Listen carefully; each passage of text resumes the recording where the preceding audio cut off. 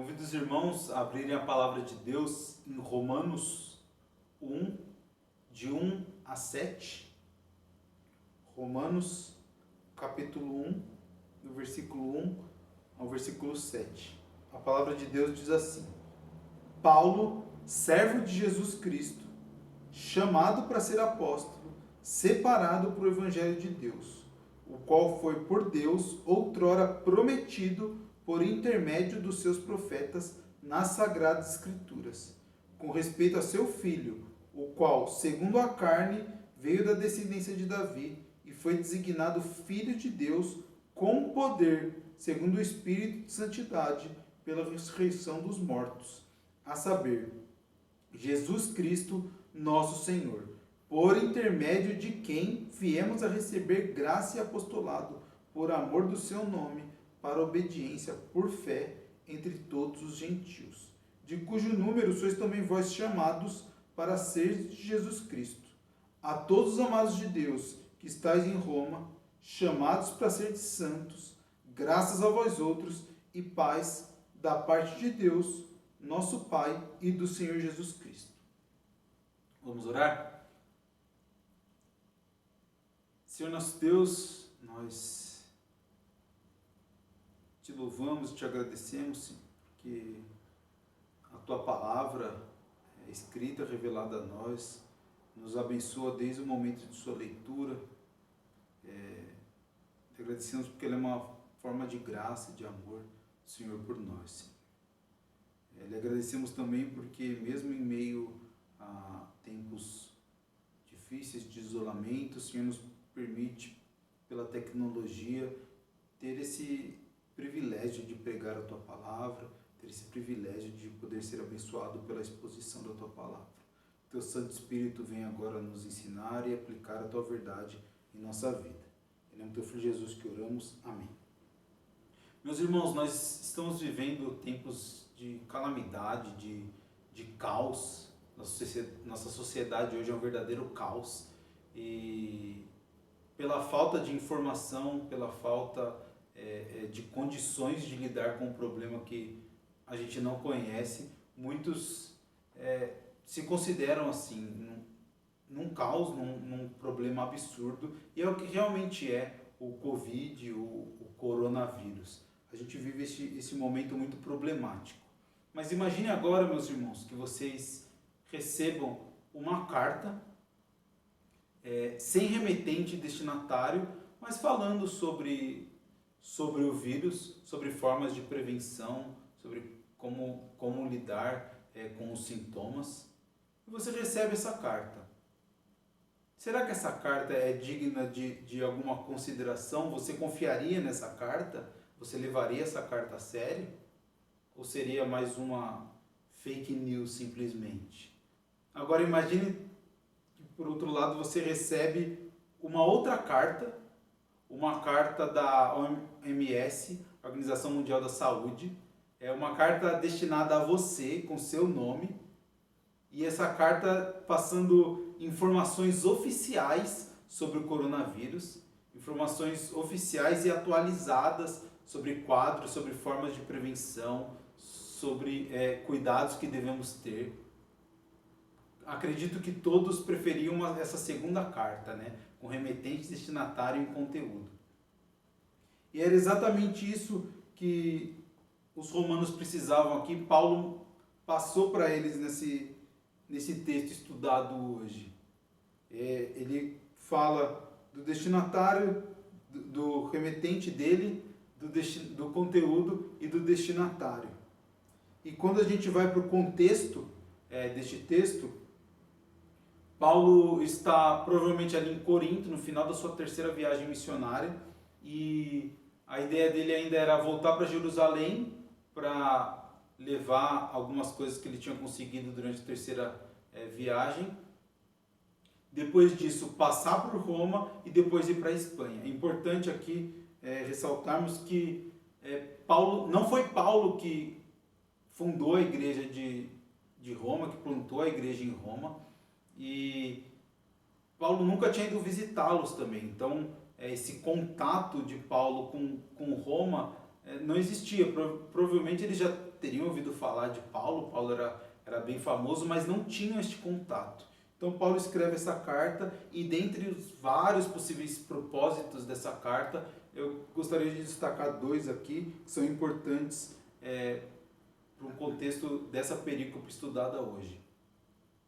E esses dois são, primeiro, a necessidade de Paulo de ter uma base missionária. Paulo gostaria de chegar à Espanha e seguir seu ministério lá, seguir pregando o evangelho lá, e para isso ele precisaria de uma base missionária, tanto para questões espirituais como financeiras também. E outro propósito importante ali era a explicação de Paulo sobre o que ele estaria fazendo ali. Por quê? Porque era uma igreja com dois grupos, judeus e gentios. Era uma igreja de judeus e gentios.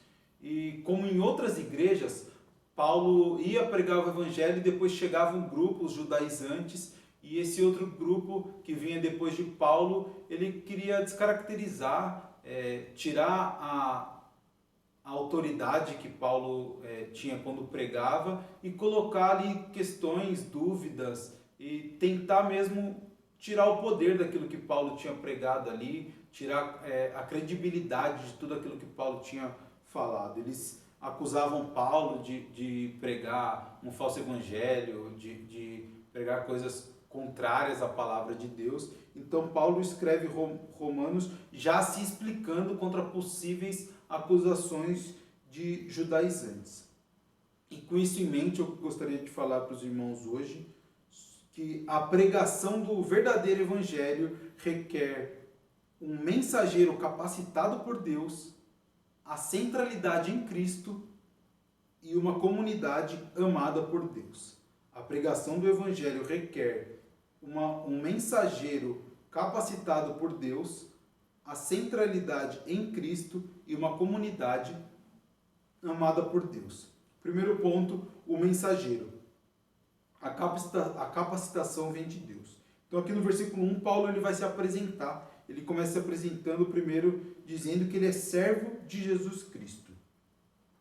A palavra para servo aqui na língua original seria doulos, e segundo vários comentaristas e segundo a ideia da própria palavra mesmo, quando estudava na língua original, não traz uma ideia de serventia, mas de escravidão mesmo.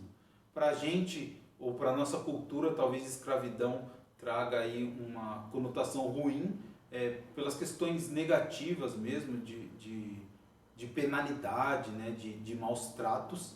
Mas Paulo aqui traz mesmo a ideia de escravidão. Para o povo judeu, talvez a ideia de escravidão para com Deus seria algo até bom, porque aquele povo que foi escravo durante tanto tempo, agora ser considerado escravo de Deus era algo positivo. E era exatamente disso que Paulo estava falando aqui. Não essa ideia que a gente tem hoje de a gente era escravo do pecado, mas agora somos servos de Cristo. Não, a gente era escravo do pecado e Cristo nos libertou para sermos escravos dele agora. É isso que Cristo fez na cruz. Então Paulo ele se considera esse escravo. Paulo vai falar disso em outros lugares também. Aos Coríntios, em 1 Coríntios, ele fala que Cristo pagou um alto preço para que pudéssemos ser escravos dele. Então é isso que Cristo faz. Cristo nos liberta da escravidão do pecado, mas não para agora sermos autônomos ou fazermos as coisas conforme a nossa vontade. Não podemos também confundir liberdade com libertinagem, né? Sair por aí fazendo o que quer, o que vier na cabeça. A ideia não é essa. Cristo nos libertou da escravidão do pecado para que agora pudéssemos ser escravos dele, para que pudéssemos ter nossa vida. Paulo tinha essa consciência que a vida dele tinha que ser entregue totalmente a Cristo. Cristo era o Senhor dele. Ele era escravo de Cristo. E Paulo então continua, além desse escravo que ele era de Cristo, ele se apresenta aqui como chamado para ser apóstolo. De uma forma geral, mais ampla, apóstolo era um mensageiro, alguém enviado. No grego clássico, inclusive existia o navio apostólico, que era aquele navio enviado para entregar uma mensagem mesmo, mas a gente sabe que existe uma distinção na Bíblia desse apostolado geral, desse significado geral de apóstolo, para um significado específico, que são os 12 apóstolos de Cristo. É importante também a gente distinguir aqui discípulo de apóstolo. Discípulo de Jesus tinha vários, apóstolo ele chamou 12, ele concedeu 12 como os apóstolos dele, e existiam ali alguns pré-requisitos, algumas características para o apóstolo, para o ministério apostólico. E essas características, Hendrickson aponta algumas delas. Dentre elas, era importante, na verdade era necessário, né, que o apóstolo ele tivesse sido chamado pessoalmente, enviado pessoalmente por Cristo. Era importante que ele fosse uma testemunha ocular da vida e da ressurreição de Cristo. Esse apóstolo ele deveria ter sido dotado pelo próprio Espírito Santo. O apóstolo ele era concedido a ele sinais e condições de fazer milagres, e esse apóstolo ele era enviado para a igreja de Cristo de forma geral, não para uma igreja específica, mas para servir a igreja de Cristo de uma forma geral. E Paulo ele vem aqui e ele diz que ele é um apóstolo chamado para ser apóstolo. Ele não propriamente se intitula apóstolo e fala assim, a partir de agora eu quero ser apóstolo, mas ele diz aqui, como em outros lugares também, que o próprio Cristo chamou ele para ser apóstolo. O relato de Atos diz que Paulo teve um encontro com Cristo e teve um chamado de Cristo. Então a palavra de Deus ela nos revela que que Paulo foi chamado pelo próprio Cristo para ser apóstolo. Quando trazemos isso para os dias de hoje, obviamente que nem eu, nem nenhum dos irmãos temos um chamado para ser apóstolo, mas todo cristão tem um chamado da parte de Deus. Na verdade, dois, um chamado geral de pregar o evangelho e um chamado específico. Nós, como pastores ou futuros pastores, nós temos esse chamado de levar o evangelho. A nossa missão na terra é anunciar as boas novas. E à luz do que Paulo fazia, sendo chamado para ser apóstolo, a gente tem que entender esse nosso chamado e servir a Cristo, como escravos de Cristo que somos, servir ao nosso Senhor no nosso chamado para ser pastor e para anunciar este evangelho. Mas Paulo continua dizendo que ele é separado para o evangelho de Deus. Além de ser escravo de Cristo, servo de Cristo, além de ser chamado para ser apóstolo, agora ele diz que ele é separado para o evangelho de Deus. O reverendo Augusto Nicodemos, quando prega sobre esse texto, ele chama a nossa atenção para um jogo de palavras muito interessante que Paulo faz aqui, que essa palavra usada para separado aqui tem a mesma raiz que a palavra fariseu. Fariseu, aquele separado dos gentios, aquele separado das outras nações, aquele separado dos diferentes dele, separado para a lei, mas para usar uma lei de forma que ele pudesse ser elevado, pelo menos se considerar alguém superior que os outros. Paulo, o que está fazendo aqui, ele dizia assim, eu também sou separado.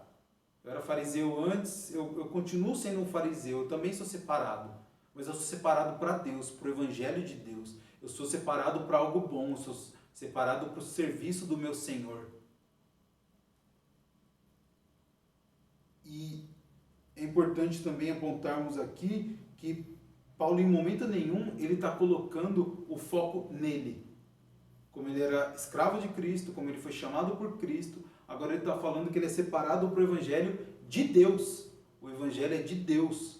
O importante aqui, a fonte dessa autoridade de Paulo, Paulo não está chamando a autoridade para ele. Paulo está falando que essa fonte de autoridade é o próprio Deus, o o Evangelho é de Deus. E Paulo, então, se dizendo aqui separado, e sendo separado por Deus para o Evangelho, creio que a gente tem que entender que também somos separados para o Evangelho de Deus.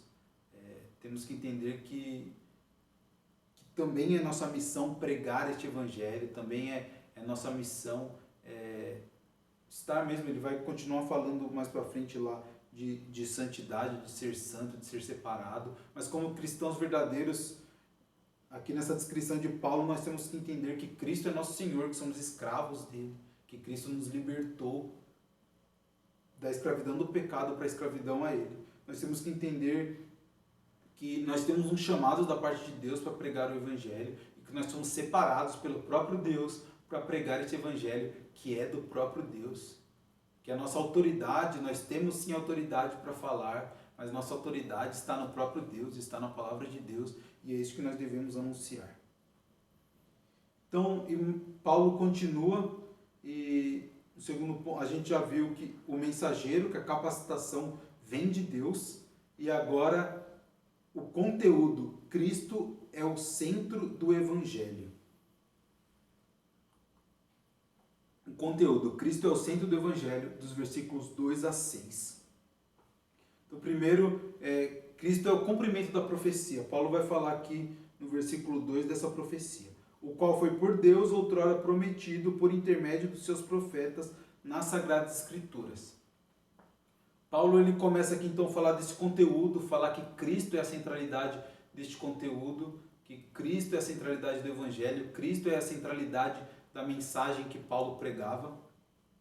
E o que Paulo faz aqui é já, antes de ser acusado, já se defender e já dar um argumento contrário, mostrando que não, o que ele estava falando agora não era algo que ele inventou, não era algo que vem dele mesmo, já disse que é algo que vem de Deus, e agora ele vai mostrar que não é algo novo, é algo que vinha desde o Antigo Testamento. E o que ele fala aqui é que essa promessa, isso que ele estava anunciando agora foi prometido por intermédio dos profetas nas Sagradas Escrituras, no que a gente tem hoje revelado como sendo o Antigo Testamento. O que Paulo está falando é, vocês judeus que conhecem a lei, que conhecem os Salmos, conhecem os escritos de Moisés, vocês não vão ouvir algo novo agora. Eu não estou tirando algo do nada, algo do zero. Eu estou anunciando para vocês a mesma coisa que vocês já ouviram antes. Eu estou anunciando para vocês o que foi anunciado para Adão e Eva no Jardim do Éden. Que o descendente da mulher esmagaria a cabeça da serpente. Eu estou anunciando para vocês o mesmo evangelho que foi anunciado para Abraão, quando foi prometido a ele que um descendente dele abençoaria todas as nações da terra. Eu estou pregando para vocês o mesmo evangelho que foi pregado para todo o povo de Deus na sua história sobre o Messias que viria para salvá-lo. Paulo não está tirando algo do nada aqui. Paulo, pela autoridade dada pelo próprio Deus, ele estava anunciando o que já tinha sido anunciado antes. Cristo é o cumprimento da promessa de Deus. E o próprio Cristo fala disso em Lucas.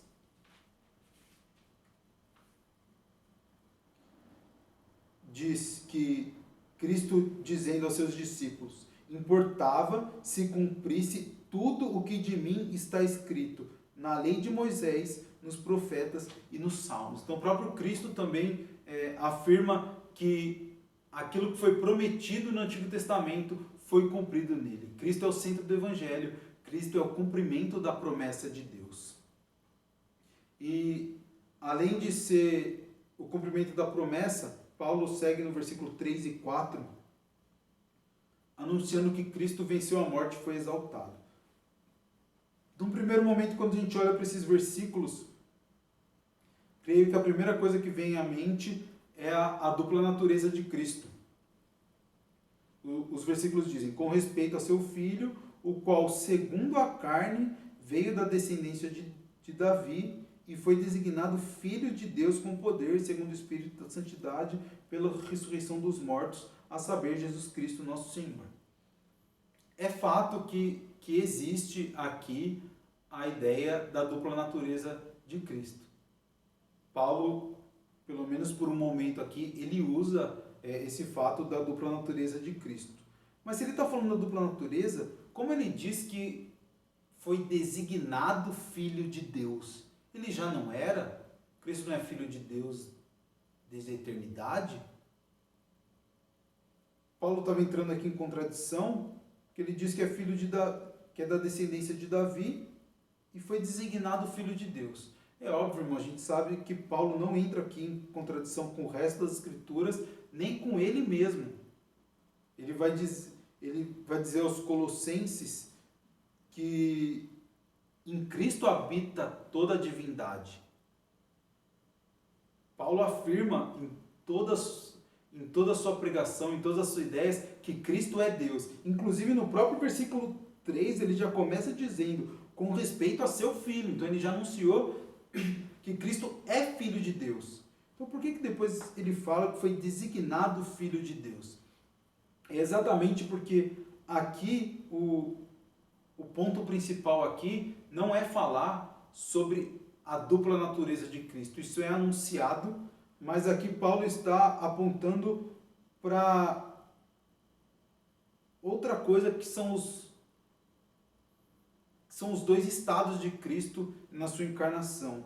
O estado de humilhação e depois o estado de exaltação. Na sua encarnação não, porque inclusive a encarnação faz parte desse estado de humilhação de Cristo. Então, Cristo, ele se faz carne, ele se faz homem, ele vive, a vida de Cristo foi humilhante também, e Cristo morre, é o estado de humilhação de Cristo. Creio que outro texto de Paulo, eu gostaria de ler com os irmãos, que aponta muito bem esses dois estados de Cristo na obra dele, é Filipenses 2, de 5 a 11, o texto diz: Tende em vós o mesmo sentimento que houve também em Cristo Jesus, pois ele, subsistindo em forma de Deus, não julgou como usurpação o ser igual a Deus. Antes, a si mesmo se esvaziou, assumindo a forma de servo, tornando-se semelhante a homens e reconhecido em figura humana. A si mesmo se humilhou, tornando-se obediente até a morte e morte de cruz. O texto continua dizendo: Pelo que também Deus o exaltou sobremaneira e lhe deu o nome que está acima de todo nome, para que ao nome de Jesus se dobre todo o joelho, nos céus, na terra e debaixo da terra, e toda a língua confesse que Jesus Cristo é Senhor, para a glória de Deus. Então Cristo, ele abre mão de sua glória, não de sua divindade, ele continua sendo Deus, totalmente homem, mas ele abre mão de sua glória, ele se humilha se fazendo homem, ele se humilha durante sua vida, tendo uma vida miserável, em pobreza, ele se humilha antes de sua morte, se entregando, apanhando, sendo torturado, ele se humilha da pior forma possível. Cristo, creio que ele chega no fundo do poço, morrendo da pior forma que poderia existir na cultura romana, que era a morte de cruz. E Cristo, ele é humilhado, mas Cristo não para no estado de humilhação. Cristo vence a morte. E é aqui que ele entra, Paulo entra dizendo que foi designado Filho de Deus com poder. Ao vencer a morte, Cristo agora tem poder sobre a morte. Cristo tem poder para nos dar salvação. Cristo tem poder para nos dar vida.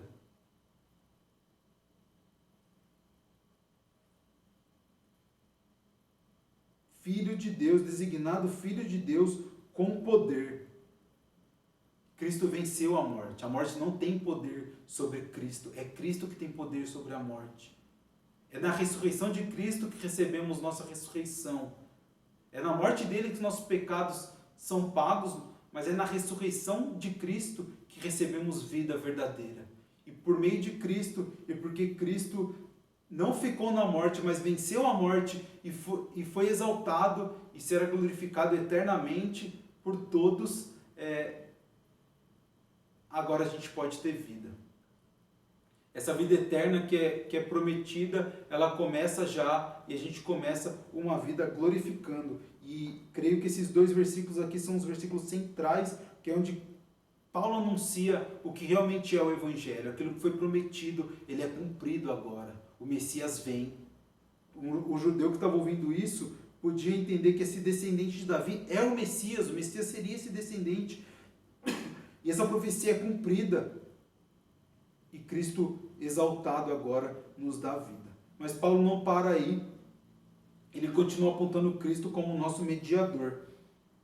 E ele diz no versículo 5, por intermédio de quem viemos a receber graça e apostolado por amor do seu nome, para obediência por fé entre todos os gentios.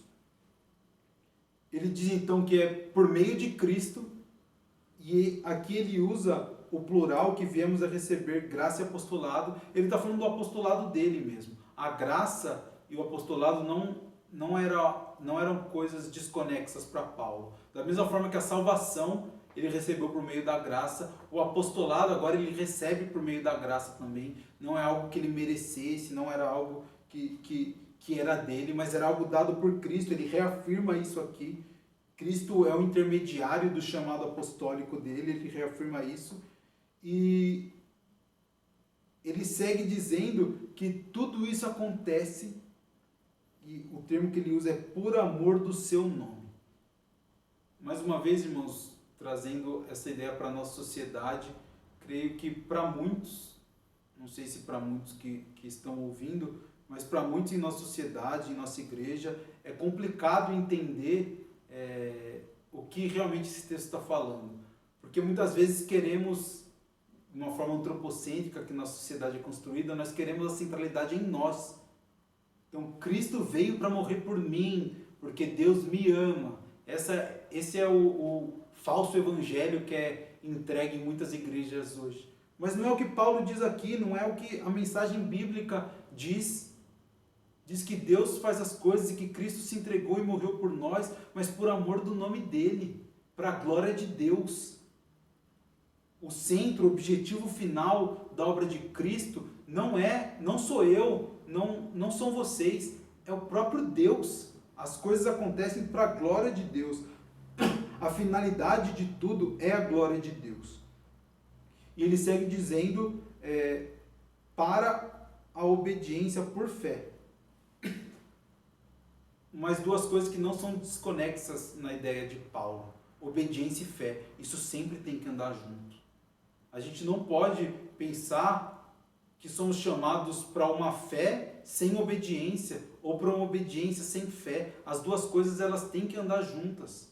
Eu não posso dizer que eu creio de verdade se eu não obedeço. Eu não posso dizer que eu tenho fé em mim, eu tenho fé em Cristo, eu tenho fé dentro de mim, em Cristo Jesus, se meu exterior, se tudo aquilo que eu faço não reflete isso, se eu não obedeço a lei de Deus e não obedeço à vontade de Deus.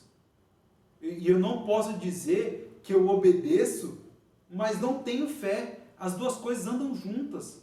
Uma precisa da outra para funcionar. Não tem como ter fé sem obediência, não tem como ter obediência sem fé. As 2 coisas andam juntas. E no versículo 6, Paulo ainda vai anunciar que esse evangelho que foi prometido aos antigos, que se cumpriu em Cristo Jesus, em Cristo, ele está aberto para todas as nações, de cujo número sois também vós chamados para seres de Jesus Cristo. Vocês, os gentios, também são chamados para o povo de Deus. Vocês, os gentios, também fazem parte. O evangelho é para todos, é para todas as nações. Cristo abre o povo de Deus para todas as nações. Todos são chamados a essa vida com Deus. E depois desses 2 pontos, o mensageiro, a capacidade vem de Deus, o conteúdo, Cristo é o centro do evangelho. Agora nós vamos para o 3º ponto, o destinatário, uma comunidade amada por Deus. E o versículo 7, Paulo começa dizendo, a todos os amados de Deus que estáis em Roma. Lembre-se do contexto dessa carta, irmãos, e que existiam 2 grupos ali, os judeus e os gentios. O que Paulo faz agora, depois de apresentar todo o evangelho, depois de apresentar toda a obra de Cristo, ele aponta o destinatário e diz: em Cristo vocês não são dois grupos. Em Cristo vocês não são os judeus amados por Deus e os gentios amados por Deus. Vocês são os amados de Deus que estão em Roma. Vocês são o mesmo grupo. Não há distinção, não há diferença. Não é porque um é de um jeito e o outro é do outro, não é porque o judeu é assim e o gentio é assim. Os dois grupos agora são o mesmo grupo, os amados de Deus. Os que recebem a graça através de Cristo Jesus igualmente. E ele segue dizendo: chamado para ser de santos, vocês, romanos, tanto judeus quanto gentios, amados de Deus, receberam o Evangelho, receberam o amor de Deus em Cristo Jesus, vocês são chamados para ser santos. Vocês, de novo, ele volta para a ideia lá de trás, você não é chamado para seguir a sua vontade da forma que você quiser, do jeito que você quiser. Um cristão, alguém que recebeu o Evangelho, é escravo de Cristo e é chamado para ser santo, para ser separado, para ser diferente, para viver em fé e obediência, obedecendo à lei de Deus, sendo diferente daqueles que não creem em Deus, aqueles que não receberam Cristo, aqueles que seguem a vida como escravos do pecado. Você é chamado para ser santo. Você, romano, você que hoje é cristão, você é chamado para ser santo, separado, para viver para a glória de Deus. E ele termina: graça a vós outros e paz da parte de Deus, nosso Pai, e do Senhor Jesus Cristo. Graça e paz era a saudação que Paulo usou em outras cartas também. E ele pega aqui um termo que os judeus usavam e um termo grego, shalom, paz, e charis, graça. E ele usa esses dois termos juntos. E eu gostaria de citar aqui o que Hendrickson diz sobre essa parte. E ele coloca que a graça traz a paz. Mais uma vez, dois termos que Paulo coloca juntos, e na ideia dele tem que estar juntos mesmo. Como a salvação veio, como o chamado ao serviço vem, não por mérito, mas por graça, a paz vem por graça. Receber o Evangelho de Cristo graciosamente, não por merecimento, mas por graça, é receber paz, é receber e graça aqui a gente tem que, e essa paz a gente tem que entender que ela está relacionada com a ideia de ser santo, de não ser mais considerado culpado, de ter recebido através do sacrifício vicário de Cristo, ser considerado santo agora. A nossa santidade está em Cristo. E uma vez que nossa santidade está em Cristo, de forma graciosa, dessa forma graciosa, agora a gente recebe paz, a paz que excede todo o entendimento. Para concluir, meus irmãos, eu gostaria de lembrá-los, com tudo isso, que em meio ao caos que nós vivemos hoje, em meio à pandemia do Covid-19, nós somos mensageiros de Deus para levar boas novas aos amados de Deus. Nós somos chamados para anunciar que existe uma corrupção muito maior que esse vírus, que existe um caos interior no escravo do pecado que é muito maior que isso, mas que Cristo é a salvação. Que quando Cristo se torna o Senhor da vida, essa corrupção e esse vírus, eles ainda não acabam, mas eles se diluem, eles deixam de ser o Senhor da vida da pessoa. Nós somos chamados para pregar o Evangelho aos amados de Deus, anunciar o Evangelho para este mundo, anunciar o Evangelho para este século caído. E eu queria trazer ainda algumas aplicações e lembrar os irmãos de algumas coisas que falamos hoje. Quando nós somos escravos de Cristo, é necessário que entendamos que não tem como servir dois senhores, não há uma forma de servir dois senhores, e existem duas possibilidades só, ou escravos do pecado, ou escravos de Cristo. Que cada um possa pensar aquilo que realmente tem servido, se realmente tem servido a Cristo, se realmente tem considerado Cristo o Senhor da própria vida. Você tem entregado realmente sua vida, seus pensamentos, seu jeito de ser, tudo entregado a Cristo como Senhor da sua vida, entender que tudo é para a glória de Deus? Um cristão verdadeiro tem que entender que é escravo de Cristo. Nós temos que entender também como cristãos que o evangelho ele sempre deve ser centrado em Cristo Jesus. Temos que fugir de falsos mestres que anunciam um evangelho diferente, que anunciam que a centralidade está em nós, ou qualquer coisa diferente de a centralidade em Cristo Jesus. Quando ouvirmos um pregador falando, devemos ser como os crentes de Bereia, que mesmo ouvindo do próprio Paulo, alguém que já era conhecido como bom pregador na época, eles buscavam nas escrituras entender se aquilo ali realmente vinha de Deus. Que a gente possa ser assim também, tanto com o conteúdo que pregamos, quanto com o conteúdo que ouvimos. Temos que entender e crer que em Cristo nós somos santos, nós somos separados, que em Cristo está a nossa santidade, e que nós somos chamados para viver, por conta disso, em obediência e fé. Que a cada dia a nossa fé possa crescer junto com a nossa obediência a Deus e com as nossas atitudes, com as nossas falas, com os nossos pensamentos, possamos servir a Deus em Cristo Jesus.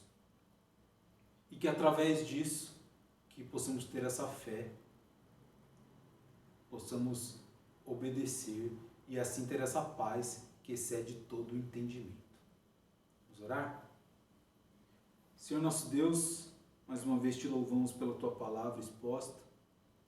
Te louvamos, Senhor, porque em Cristo Jesus o Senhor deu um significado para a nossa vida, o Senhor nos deu mais uma vez um propósito, porque em Cristo o Senhor nos libertou da escravidão do pecado.